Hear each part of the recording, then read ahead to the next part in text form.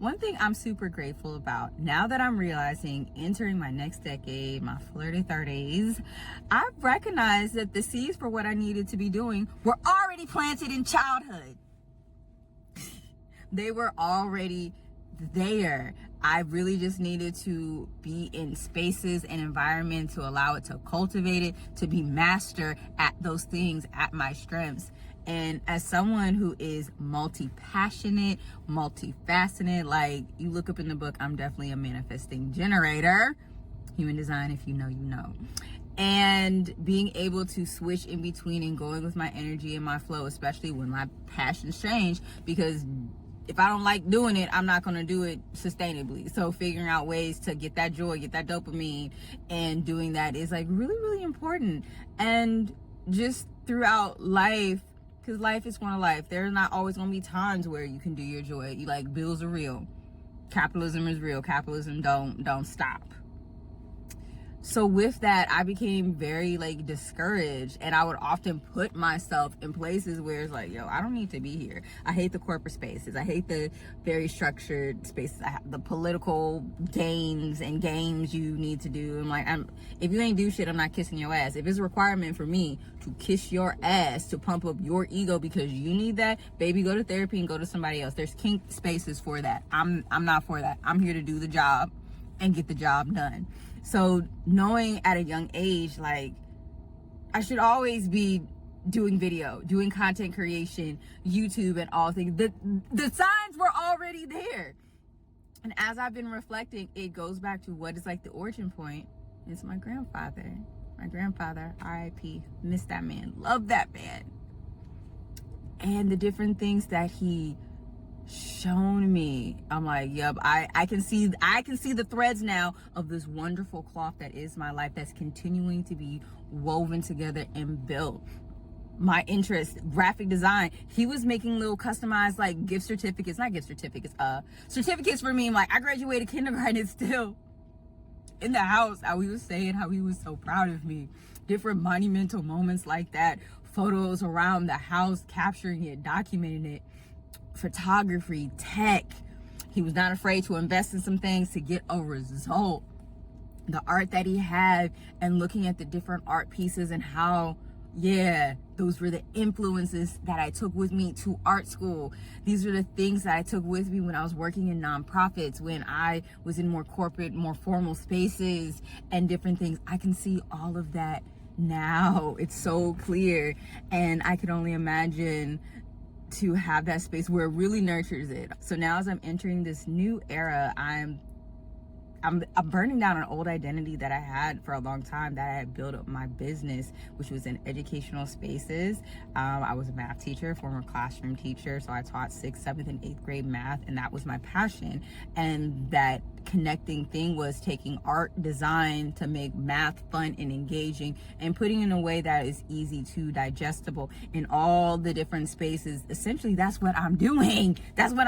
Taking complex stuff and making it easier to digest. And because I'm a very visual person, let's write it out, let's draw it out, let's actually map this thing out so we can absorb it and we can do it. And that whole clarity is like, yes, I need to be around other creatives who are like this, other people who want to do digital creations, products, to have a business that actually fits your lifestyle, gives you time flexibility, location flexibility. And for me, as I've gotten older and as my chronic illness has progressed, I've had Crohn's since I was 8 years old. So I've had like 20 plus years with this, puberty, all types of stuff. Sometimes I got all the energy, other times I don't. And because it's been fluctuating a little bit more, and definitely going into more seasons of where it's more back-to-back doctor's appointments, it's going in, unfortunately, in ERs. So a lot more time cannot be actively, okay, I need to go make money. If I don't show up to work, I don't get money. I can't live like that no more. I can't live like that no more.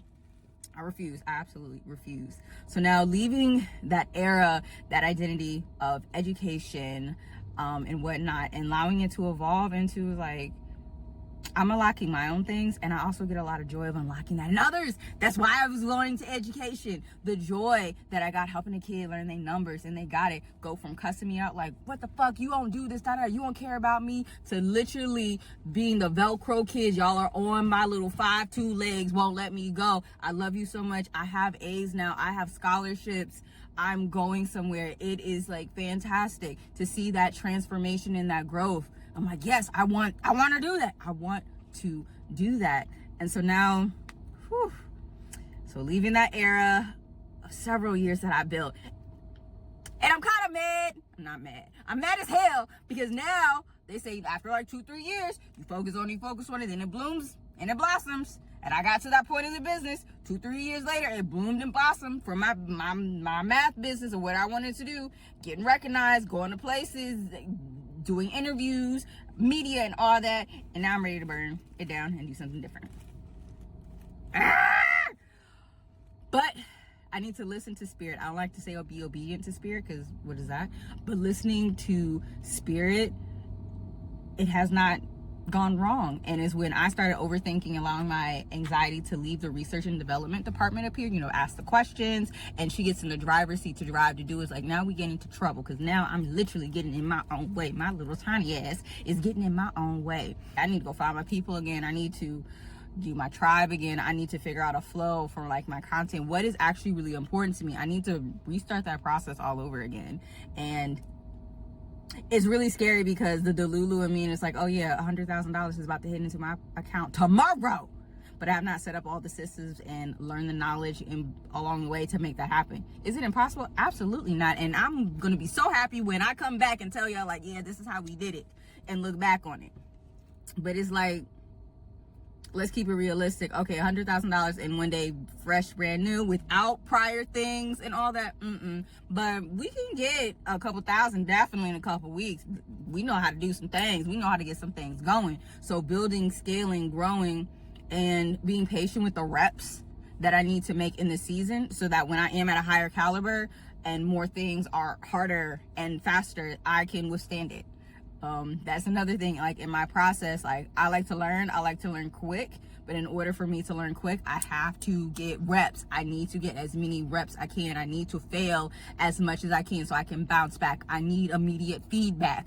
So that's also a very part of my discovery process right now, as I'm pivoting from being your artsy math coach to now your soul aligned, energetically led breath strategy mystic. We still workshopping it, but you know what I'm saying, is going more into using sacred strategies. Let's look at your birth chart. Let's look at human design. Let's see what's actually been created and put into you, so that we can get paid to exist. We're gonna get paid to exist. Go back to your roots. Go back to your roots. That's what I'm hearing now, is go back to your roots.